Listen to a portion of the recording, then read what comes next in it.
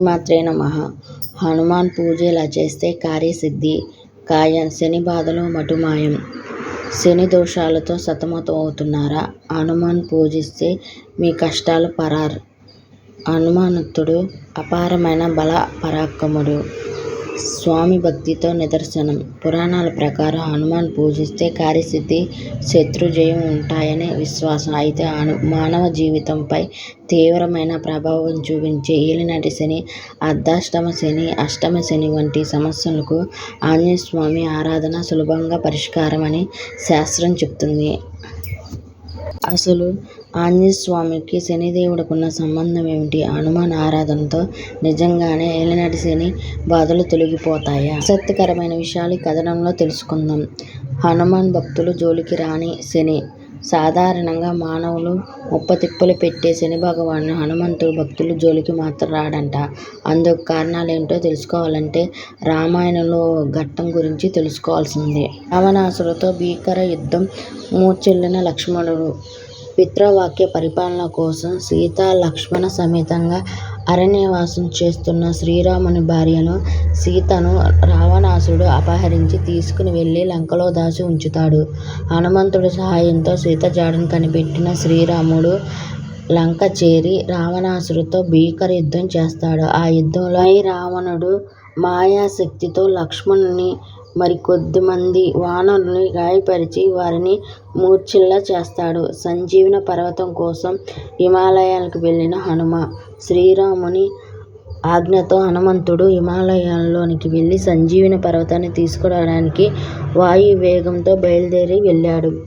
శుక్రాచార్యుని దుష్టబుద్ధి. హనుమంతుడు సంజీవని మూలికను తెచ్చి మూర్ఛపోయే వారందరూ తిరిగి శక్తివంతులవుతారని, ఆ తరువాత వారితో పోరాడడం అసాధ్యమని గ్రహించి రాక్షస గురువు శుక్రాచార్యుడు ఆటంకాలు సృష్టించలో శక్తిమంతుడు శనిదేవుని హనుమ అడ్డుకోమని ఆదేశిస్తాడు. హనుమాన్ను అడ్డుకుంటున్న శనిదేవుడు. హిమాలయాలకి చేరుకున్న హనుమాన్ సంజీవన మూలికను కోసం అంతా వెతుకుతాడు. కానీ వాటిని గుర్తుపట్టలేకపోతారు. దీనితో హనుమాన్ సంజీవి పర్వతాన్ని మొత్తం పెక్కిలించి తిరిగి ఆకాశ మార్గం లంకకు బయలుదేరుతాడు. ఆ సమయంలో హనుమాన్ను శని అడ్డగిస్తాడు. హనుమాన్తో శని తాను రావణాసురుడు పంపగా వచ్చాను. ఈ పర్వతాన్ని తీసుకువెళ్లడానికి వీలులేదని వాదిస్తాడు. ఈ మాటలు హనుమంతుడికి తీవ్రమైన కోపం వస్తుంది. శనిని తన పాదాల కింద తొక్కిపెట్టిన హనుమాన్ లక్ష్మణ ప్రాణాలు కాపాడడానికి వెళ్లిన తాను అడ్డుకున్నందుకు హనుమాను శనిపై తీవ్రమైన కోపం వచ్చింది. కానీ తన ఆవేశాన్ని నియంత్రించుకుంటూ రామనామ జపం చేస్తుంటాడు. తన పాదాలతో శని ఊపిరాడకుండా తొక్కిపెడతాడు హనుమాన్. కోరిన శనిదేవుడు హనుమంతుని శక్తిని తెలుసుకొని శని చివరకు తాను హనుమంతుడిని అడ్డుకోవడం తప్పనిసరి క్షమించమని కోరుకుంటాడు. శని పడుతున్న బాధను చూసి జాలిపడిన హనుమంతుడు కొన్ని షరతులు విధిస్తూ అతన్ని విడిచిపెడతాడు. హనుమాన్ శనికి విధించిన షరతులు. ప్రతినిత్యం శ్రీరామ నామ జపం చేసిన వారికి ఎప్పుడు శని బాధలు ఉండకూడదని షరతు పెడతాడు.